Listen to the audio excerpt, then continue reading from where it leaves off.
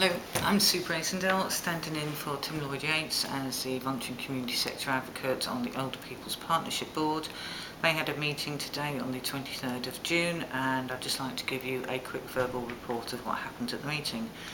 Firstly, we had John Redman, who's the Strategic Director of the People Directorate, attend the meeting, just really to say hello, introduce themselves and answer a few questions that the board had put forward to him. He explained his role and that the People Directorate now includes a much wider range of stuff than adult social care did before: children and young people, schools, housing needs and crime reduction. So a big agenda there, and I believe he has something like 2,400 staff underneath him, so pretty busy.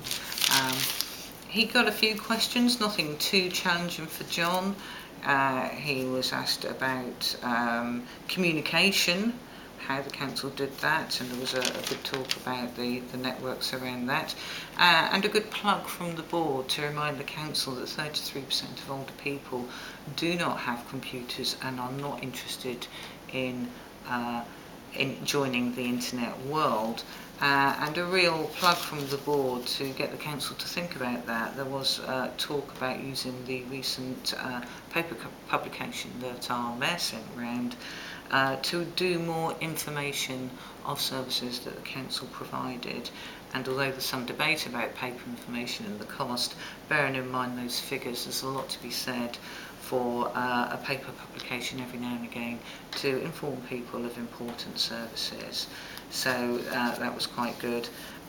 There was another useful request from Rosa Hoy, the Chinese Women's Group and part of Bristol Older People's Forum, asking for a breakdown of people diagnosed with dementia who are from black and minority ethnic communities. I think Rose has got in mind, quite rightly so, some tracking through of services to that cohort. So there was an agreement from John to provide that information.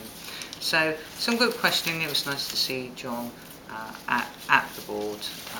That was nice. I would also say at the start of the meeting there was a word of thanks for the hard work and the time spent by Pete Kaplan in the recognition of his excellent contribution to the voluntary sector and older people over the years. He sadly passed away quite recently. We had a minute's silence in order for everybody to remember Pete, who's well known and done a huge amount of work, so he will be missed by all of us. Back to the agenda, we had an update on Age Friendly City. At the last board meeting, much had been said about Bristol City's council commitment to really take on board what Age Friendly City means. Liz McDougall from Public Health Improvement gave us an overview of their very detailed work plan and what they're going to do about getting that on the agenda, which all sounded pretty good. You'll find some details of that below this video report, and particularly watch out for a conference on being an age-friendly city, which is due to be held on the 7th of October, so hold that date. The feeling from Liz was that it was half a day. The board pushed for a whole day and thought there was plenty to talk about.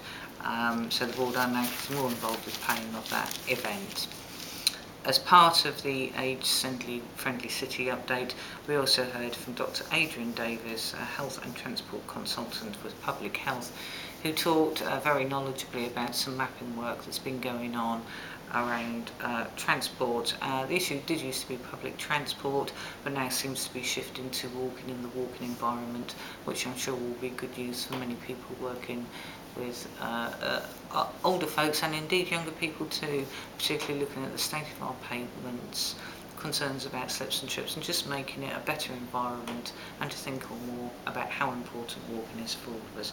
So again, I've put his paper about that, which is very interesting, below this report. Quick update from Bristol Ageing Better. That programme's rolling out as expected. The team's now all in place. First contracts have been signed for community development work. Two tenders were announced earlier in the year. There's an older people's radio show going out on Ujima on Mondays at 6 o'clock called The Babbers, which just sounds fantastic. So good luck to that excellent crew of volunteers who'll be doing that. They are looking for sponsorship, by the way. £100 a programme, bargain. Get in touch with Ruth Richardson if you'd like to sponsor their radio show. That would be great. Lots of other things in the work programme are all progressing as planned. We had some lay representatives updates, particularly around transport and some of the stuff that's come across the Older People's Forum lay reps agenda from time to time. And then we finished off hearing from Kate Spreadbury, who's the Service Manager of Safeguarding Adults, talking about the Safeguarding Board in Bristol for adults. It's now a statutory responsibility. Before apparently it was only discretionary.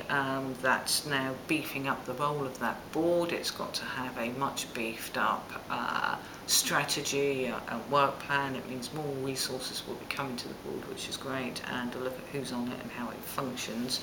So that all sounded really good news. It's got to have a strategic plan. It will have to publish a report every year. It will have to work in detail on an awful lot of areas. There was a discussion about membership, and VOSCA on behalf of the voluntary sector will be in touch about ensuring that we get a voluntary and community sector advocates place on that board as we do with children's services. So that is likely to be coming along in the pipeline in the future. The next Older People's Partnership Board is on 10:30, Tuesday the 22nd of September. If you have any agenda items you want to raise at that board meeting, please get in touch with us before that and we will see what we can get on the agenda for you. Thank you.